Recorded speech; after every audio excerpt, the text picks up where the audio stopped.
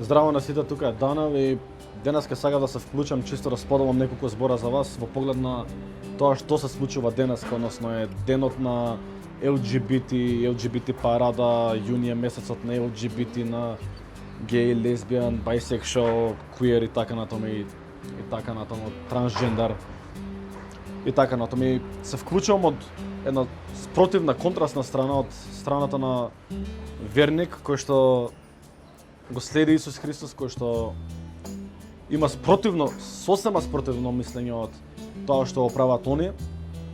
И зошто се решам да се вклучам, да споделам неколку збора, бидејќи има многу поделени мислења во поглед на тоа дали е тоа правилно, како треба да реагираат христијаните од другата страна. Многу луѓе ќе осудат, многу луѓе ќе отидат од другиот контраст, ќе ги поддржат.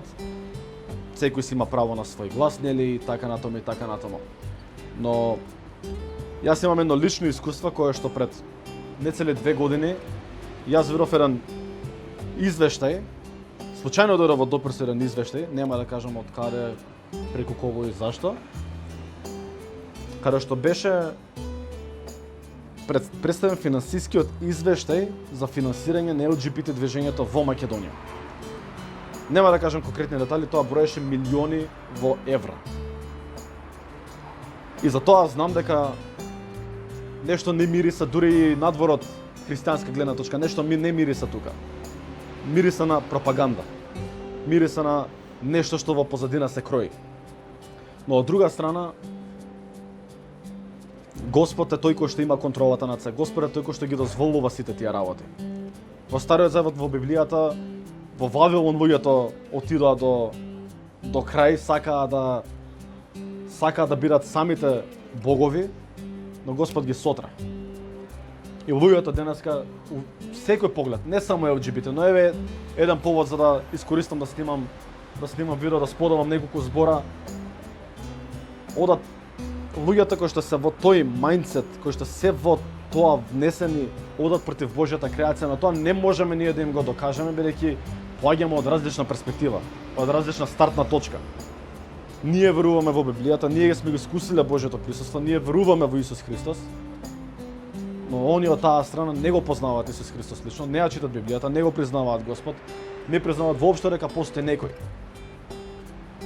И затоа омразата, осудувањето кон нив нема да функционира.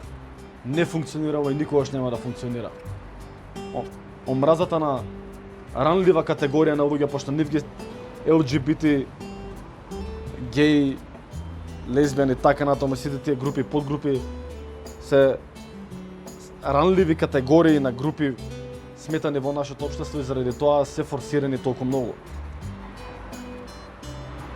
И апостол Павле, ова го пишува во Новиот Завет, но и во филмот за апостол Павле, ако го имате гледано, таа сцена каде што му вели на еден од помладите ученици во Римската црква, злото се изгонува само со љубов и со ништо друго.